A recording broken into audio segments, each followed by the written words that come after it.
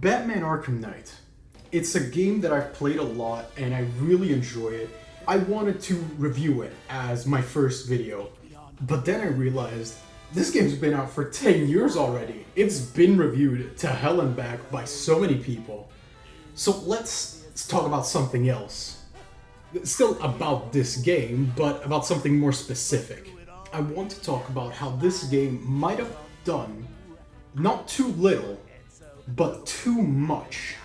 To give you guys an idea of what I mean by they did too much, there are 18 different villains that you can fight throughout this entire game, if you 100% it, and also count the DLC. Let's go through all of these villains.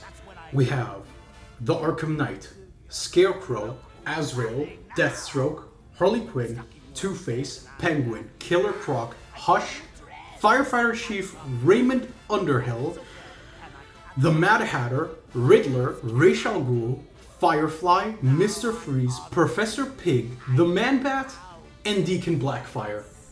That's not even mentioning the fact that Catwoman and Poison Ivy are also in the game, though they are kind of like helpers instead of villains, so you don't actually fight them, but they are still in the game.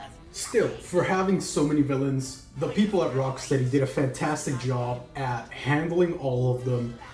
That is until we get to the end of the game, where they kind of drop the ball just a little bit. By the time you're near the end game, you'll have taken care of possibly at least a few bosses. So you'll likely have noticed that the people at Rocksteady can get really creative with how you beat the bosses finally. You have the bank heists with Two-Face, you beat the Penguin with the help of Nightwing, and then there's also Firefly, who you catch using the Batmobile itself. You don't actually fight him, but you have to kind of do an obstacle course with the Firefly making obstacles along the way.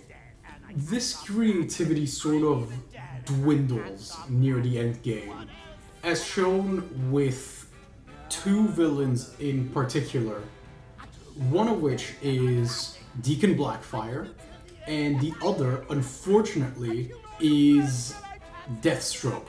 Let's talk about Blackfire first, because I feel like he's the less egregious mistake of the two villains. Now, I'm gonna go on a limb here and say that most casual Batman fans like me don't really know who Deacon Blackfire is, so let me set the scene. You've just completed a side mission, or maybe a main story mission in the game, and you're at GCPD. You get told by Oracle that this reporter dude got kidnapped by Deacon Blackfire. So you go to where he's being held, and turns out he's about to be sacrificed as like an actual sacrificial lamb for a cult. And you're like, oh cool, this is probably gonna be like a really interesting multi-part challenge and set of side missions that I'm gonna have to do. But then you actually get started and it's literally just one fight. There's a lot of different enemy types. It's mostly regular grunts and people with knives and like pipes. But then it's just this one fight. Sure, there's a timer to the fight, meaning that if you don't beat them all before this timer ends, they sacrifice the dude and you fail. And you also have to deactivate an electrified gate with one of your gadgets. But when you do that, you're done. You just catch Blackfire without even fighting him. It's part of a cutscene. And you're finished. That's it. You put this guy in jail and you never bother with him again. You get your upgrade points and you're finished with him. So that's a little disappointing, but it's fine, sure. He's not the most well-known Batman villain, and he wasn't really present in any of the previous Batman Arkham games, so we can forgive that. It's not like anyone really knew him anyway, so yeah, sure, that's understandable. We can forgive that.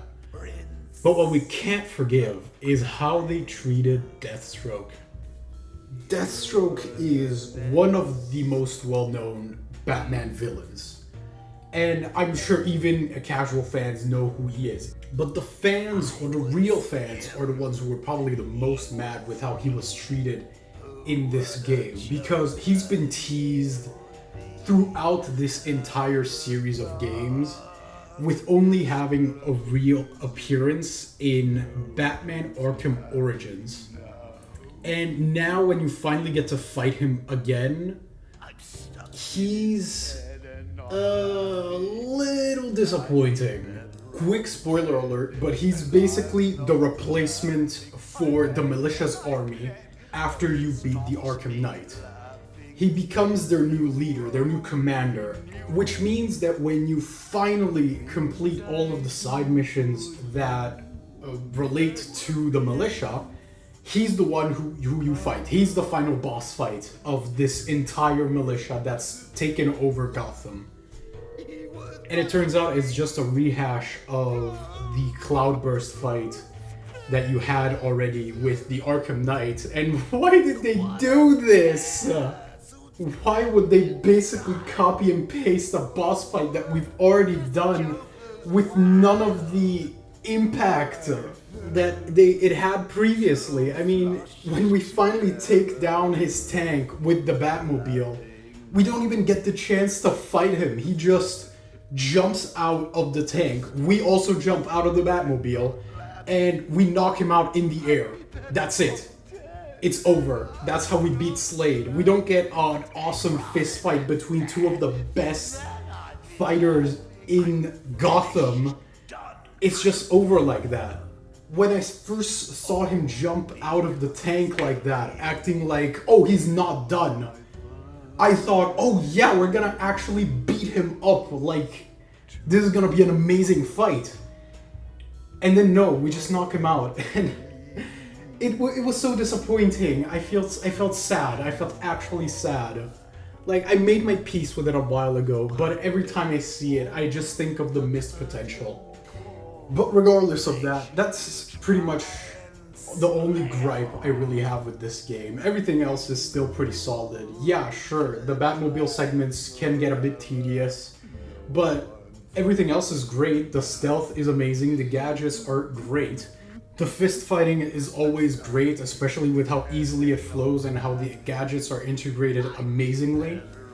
Some of the other villains have their own problems, but they're really so minor compared to these two that they're barely worth mentioning. Like, obviously, the Riddler has too many riddles that you need to find, and the Man-Bat will always be terrifying when he jump scares you from the roof.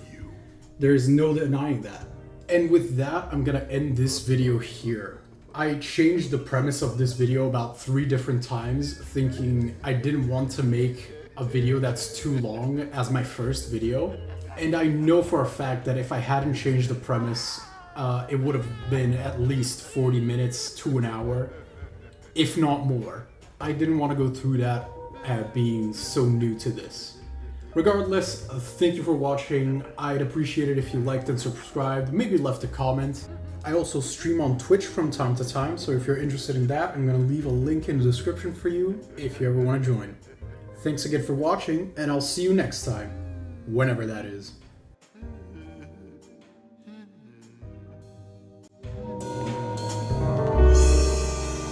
You're a great crowd. I'll be here all week. Try the veal.